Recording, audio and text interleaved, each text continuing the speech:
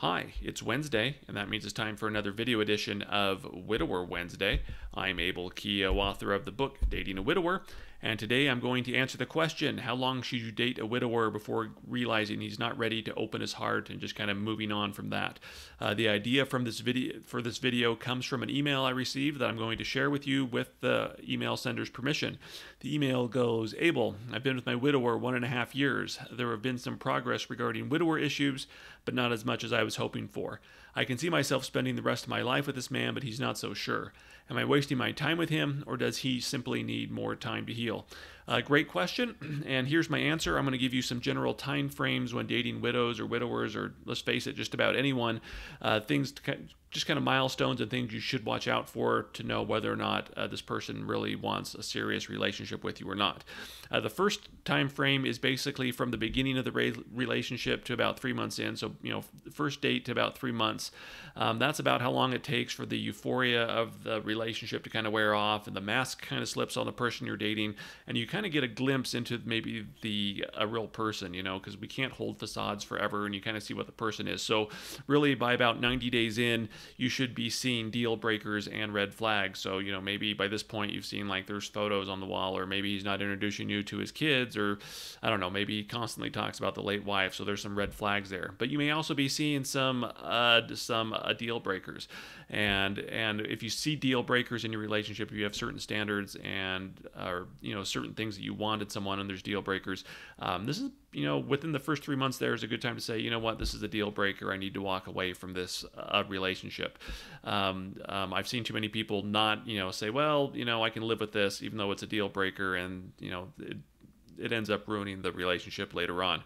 So anyway, by the end of 3 months, you should be seeing deal breakers and red flags. Deal breakers, you end the relationship. Red flags, I'll talk about that in my next segment if you want to decide, to maybe continue on at that point.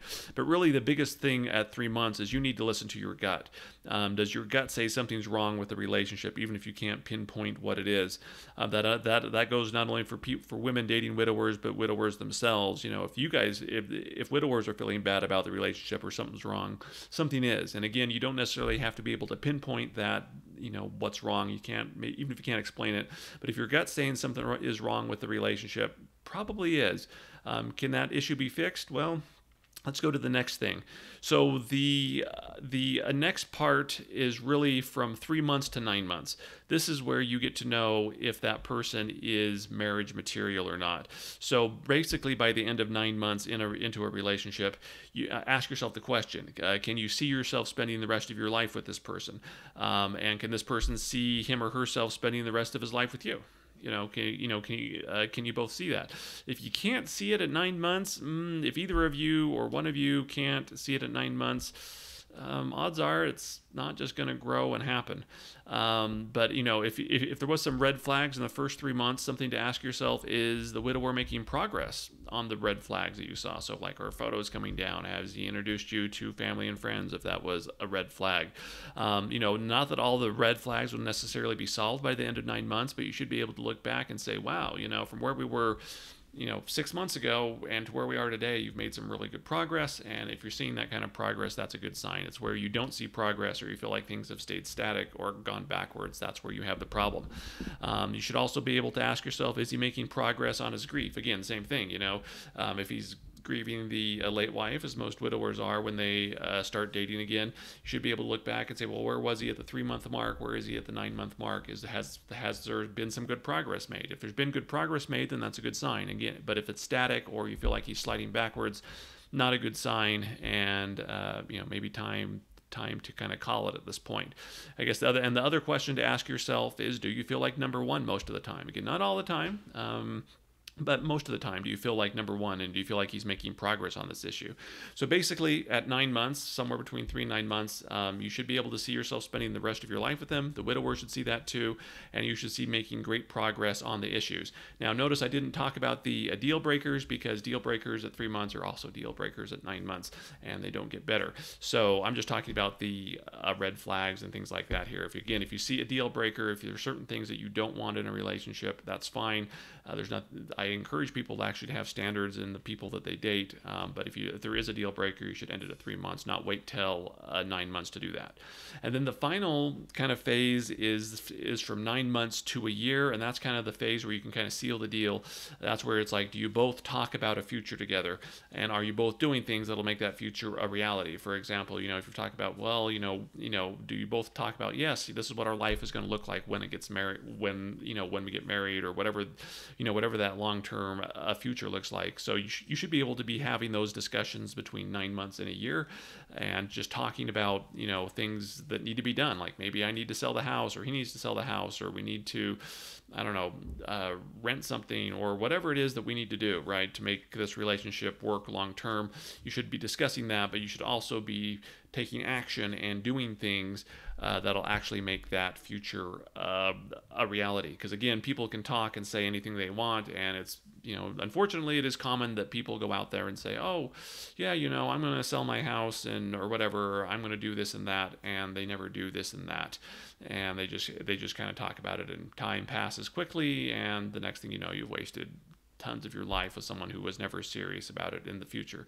If it's been basically, you've hit a year mark and you both can't talk about a future together, or you both can't envision a future together, and one or both of you are not doing things that'll make this future a reality, at this point it's just time to pull the plug on the relationship. One thing I have seen is that things really don't change after a year. Anything beyond the 1 year mark without some kind of action and long-term commitment is simply wasting your time. If a widower can't commit to a life with you after a year together, then odds are they never will. And I know some of you are watching this and saying, well, what if, you're coming up with some reason to kind of justify staying with him longer, and I'm simply going to ask you the question. Ask yourself, what is going to change in the next year that'll make him open his heart or move forward to you? So you've been with this person basically a year. Things aren't where they should be, at least as far as having a long-term relationship or knowing that he's ready to open his heart. And I know, again, this is going back to that a question that the reader asked is, am I wasting my time with him, or does he need more time to heal? Well, ask yourself again, what's going to change in the next 3 months, in the next 6 months, in the next year that's going to make him open his heart or move forward with you? Really, what's going to change? Honestly, and this is simple male psychology, men know fairly quickly whether or not they want to spend the rest of their life with that person. Again, for me, it was the second date. I understand most people aren't that fast, but honestly, most men know probably within the first 3 months whether they can spend the rest of their life with that person or not. Maybe they can't verbalize it or show it, but most of them know at that point. And if you reach a year with someone and they're still bumbling around, or they can't commit, or are giving excuses or things like that, honestly, nothing's going to change. Any time past a year, you're wasting it, in my opinion. And I think you're better off at that point ending the relationship and looking for someone and wanting to be with someone who can not only make you number one, but is ready to open his heart. Feel free to leave your comments on this below. Share your own stories. You can always send me an email at abelkeogh.com. If you want to discuss your situation in detail with me, you can always schedule a coaching session on my website as well. Feel free to like and to subscribe to get notified when there are more videos available. And I will see you next Wednesday.